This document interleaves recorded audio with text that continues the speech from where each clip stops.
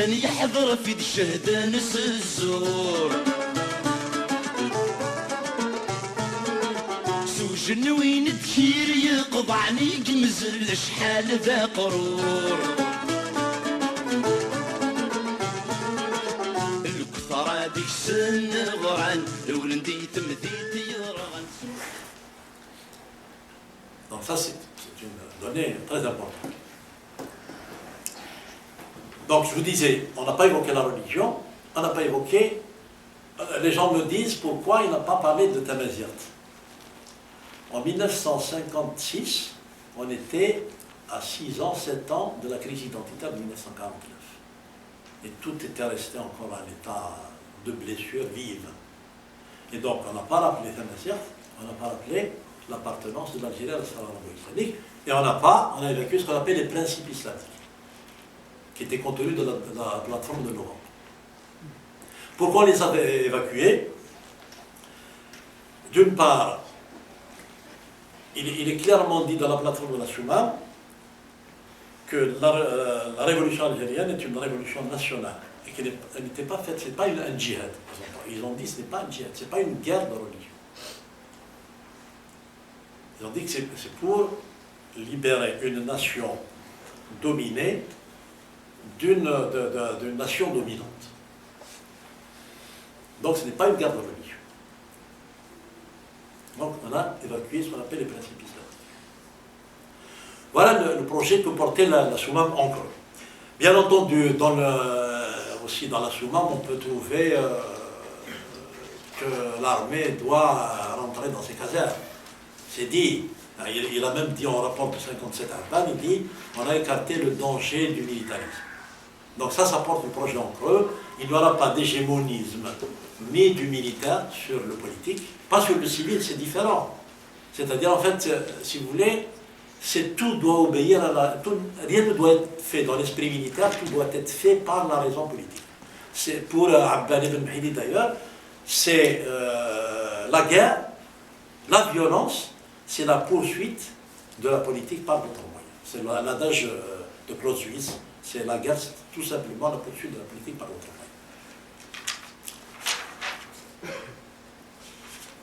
Alors, je dirais un petit mot sur le... Parce qu'on va parler tout à l'heure de l'État algérien indépendant, postcolonial. Il y a aussi ce que les Soumamiens ont appelé la naissance, la lutte pour la naissance et la création d'un État démocratique et social. Démocratique, tout le monde sait ce que ça veut dire. Et social, ça veut dire que personne ne doit être laissé sur le bas-côté de la route. Et pendant la Révolution, je ne sais pas si parmi vous, il y en a qui se souviennent, pendant la Révolution, il y a eu des allocations familiales. Chaque fois que quelqu'un prenait le maquis, il touchait les allocations familiales.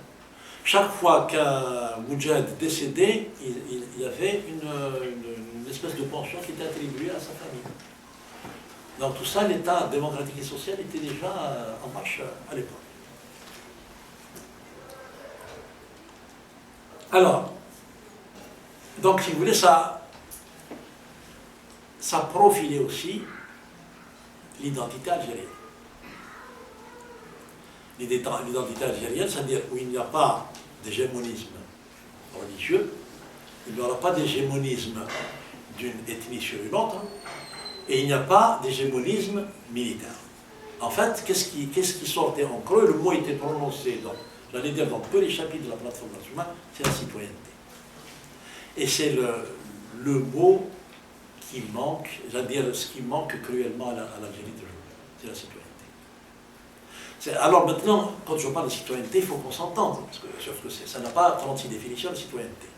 La citoyenneté, le citoyen, c'est un être actif et politique dans la cité. Nous qui vivons tous ici, dans le monde occidental, nous savons ce que veut dire le mot citoyen. Citoyen, c'est celui qui a, si la population d'un pays est de N, il a 1 sur N portions de pouvoir politique. En France, c'est 1/60 millionième de pouvoir qu'il délègue à une représentation nationale. Au Canada, je crois que c'est 1 sur 37 millions. Pensons que les enfants aussi, à travers leurs parents, ils ont une part de pouvoir politique. C'est ça qu'on appelle un citoyen. Donc, c'est ça, c'est la citoyenneté. Et c'est le seul dénominateur commun dans un pays, quel qu'il soit, on peut retourner ça par tous les bouts. Le seul dénominateur commun, c'est la citoyenneté. Alors, nous sommes donc... maintenant, il faut parler de l'état actuel. Qu'est-ce qu'on a eu comme résultat avec le 1er novembre et la Souma. Nous sommes à 50 ans. 50 ans de l'indépendance. D'abord, il y a beaucoup qui disent on a fait la révolution pour rien. Moi, je tiens à faire une mise au point. La guerre de libération nationale était une guerre légitime. Il fallait mettre fin à un système colonial inique et dominant. C'est un système profondément injuste. Il fallait y mettre fin. Donc, on va dire, personnellement, je ne peux pas revenir sur ça. Pour moi, je suis devenu un citoyen, enfin un Algérien libre, même si je sais que ma citoyenneté, et je le dis dans l'introduction du livre, même si je sens que confusément, je n'ai pas encore la pleine citoyenneté, je me sens homme libre en pays libre. Donc ça, c'est très important. On ne remet pas en cause la légitimité de la guerre de libération nationale. Alors, à partir du moment où on ne la remet pas en cause, qu'est-ce qui s'est passé? 1957, il y a émergence d'un pouvoir militaire. Donc, ce que Saad Hlab appelle le premier coup d'État du système algérien. C'est la mise à l'écart des politiques par les colonels du CCE, mise à l'écart des politiques. Et donc, c'était Abbal qui voulait mettre à l'écart, et puis marginalisation d'Abbal et assassinat d'Abbal. À partir de là, le pouvoir total a été pris par les colonels. Ça s'appelle, en fait, la primauté du militaire sur le politique et des colonels installés à l'extérieur, primauté de l'extérieur sur l'intérieur. Donc, les primautés de la Souma ont été totalement renversées. Ça, c'est le premier moment de, si vous voulez, j'allais dire, de la dérive du système. Le deuxième moment, c'est 1962. 1962 arrive, c'est le segment le plus fort, celui qui a la capacité de nuisance la plus puissante, qui prend le pouvoir. C'est-à-dire l'état-major général qui prend le pouvoir et il met une tête d'affiche à travers la personne de Boudjaf. Initialement, c'était Boudjaf, auquel ils ont fait appel. Boudjaf a refusé et c'est Boudjaf qui a accepté et place Ben Bella. Et Ben Bella, dans l'improvisation, dans l'art et dans le bricolage, il a dessiné les contours de l'identité nationale, c'est-à-dire il nous a plaqué une fatalité ethnique. Il est arrivé en disant nous sommes des Arabes, nous sommes des Arabes, nous sommes des Arabes, 3 fois, pour se déjuger 20 ans plus tard, puisque 20 ans plus tard il dit non, moi nous sommes des Amazirs et moi je suis un Amazir, mon vrai nom c'est Oubla. Il a dit je m'appelle Oubla. Parce qu'à l'époque, comme il applique toujours le principe de réalité, en 1980, les seuls qui contestaient le régime, c'était les Amazirs. Voilà. Donc il nous a plaqué une fatalité ethnique, nous sommes des Arabes.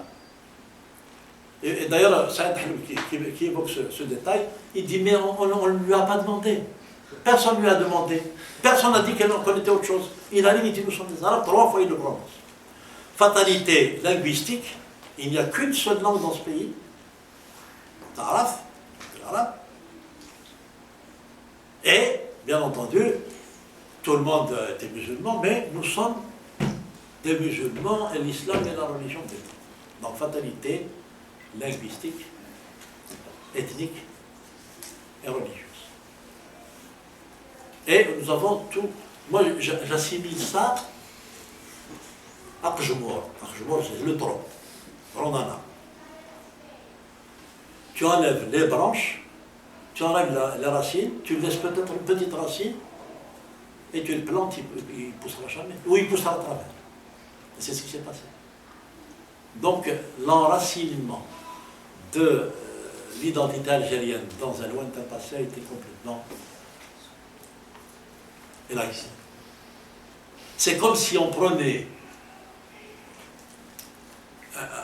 l'histoire nationale est une histoire millénaire. C'est comme si c'est un énorme monument. C'est un monument majestueux. On prend une hache, on la taille, on en fait une petite statuette et on demande aux gens, posez-la dans votre salon comme une relique. Ça, voilà, il faut. Je ne sais plus qui c'est qui a dit, on a fait l'histoire algérienne avec un grand H, on l'a taillé avec une grande hache. C'est pas moi qui le dis, mais je le reprends et je m'approprie ça. On a taillé l'histoire avec un grand H, avec une grande hache. Alors, alors ils sont allés même jusqu'à nous dire, nous sommes le peuplement du Maghreb, de l'Algérie en particulier, est un peuplement ethniquement arabe. On veut bien admettre que c'est un peuple culturellement et religieusement arabe, mais ethniquement arabe, c'est pas possible. Alors la légitimation, on a dit, c'est un peuple ethniquement arabe parce qu'il est venu du Yémen. Parce qu'il faut bien qu'on vienne de quelque part. Et celui du Yémen, peut-être qu'il est parti d'Algérie aussi. Peut-être, à ce moment-là. Donc, alors, dans une société comme celle-là, dans une société sur laquelle on a plaqué une fatalité, à la longue, qu'est-ce que ça veut bien produire? Et je vous disais tout à l'heure que c'était une société malade, effectivement. C'est une société malade, c'est une société où nos compatriotes ne se sentent pas bien. En tout cas, peut-être que c'est une société qui est bien, mais en tout cas, les gens ne se sentent pas bien. C'est ça le... Et comme dit Hegel, il n'y a de rationnel que le réel. Si les gens ne se sentent pas bien, on ne peut pas leur dire si, il faut vous sentir bien. Ils ne se sentent pas bien. La preuve, c'est que nous sommes beaucoup parmi nous sont ici. Et encore ici, il n'y en a pas beaucoup, mais si vous voyez en France, partout, il y a beaucoup de gens qui partent ailleurs. Il y a beaucoup de gens comme vous qui prennent des avions. Mais il y a d'autres qui ne prennent pas des avions. Vous savez ce qu'ils prennent? Hein? Les hommes directs. Oui, voilà. C'est ça le problème. C'est qu'il y a quand même quelque chose qui ne va pas. Et ça nous interpelle. Et nous, en tant que j'allais dire, intellectuels, c'est prétentieux de dire intellectuel, il faut quand même que nous disions des choses. Sinon, c'est une trahison. Si nous faisons des recherches, si nous étudions l'histoire, si nous nous intéressons à ce qui s'est passé dans le passé, et si nous nous intéressons à ce qui se passe maintenant, et qu'on ne le dit pas, moi je dis toujours, c'est comme, parce que je suis médecin, c'est comme un chercheur en médecine qui fait de la recherche, c'est que ça ne débouche jamais sur le bien-être du malade, sur de meilleurs soins pour le malade. Voilà donc il faut qu'on dise, ce qui se passe. Alors, donc qu'est-ce qui s'est passé? Et je l'ai dit encore tout à l'heure, la première des choses, c'est que dès 1962, il y a eu ce qu'on appelle la dépossession démocratique. Il y a eu d'abord la dépossession identitaire, et il y a eu la dépossession. L'identitaire, c'est un tout, hein, culturel, etc., mais dépossession démocratique.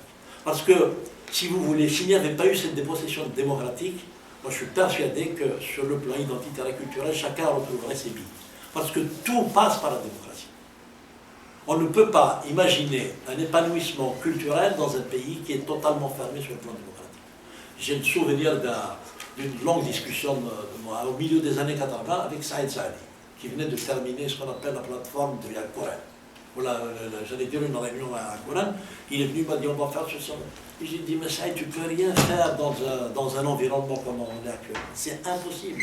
Parce que tant que notre pays ne connaît pas l'ouverture démocratique, on ne peut rien faire. Et d'ailleurs, c'est pour ça que quand ils ont créé le RCT, c'est d'abord culture et démocratie. Et donc, rien ne peut se faire sans j'allais dire, la réhabilitation démocratique, sans la restitution du pouvoir démocratique aux citoyens. Et on va y arriver, puis je vais le dire tout à l'heure. Ce qui va se passer, c'est que les pouvoirs qui sont en place, un jour ou l'autre, c'est demain qu'ils vont dire on vous restitue le pouvoir. C'est à vous de décider ce qui va se passer. Parce qu'aucun pouvoir au monde, j'y reviendrai, ne peut gouverner sans la restitution du pouvoir au peuple. Aucun n'est maître chez soi, y compris dans les sociétés démocratiques. Aucun n'est véritablement maître chez soi.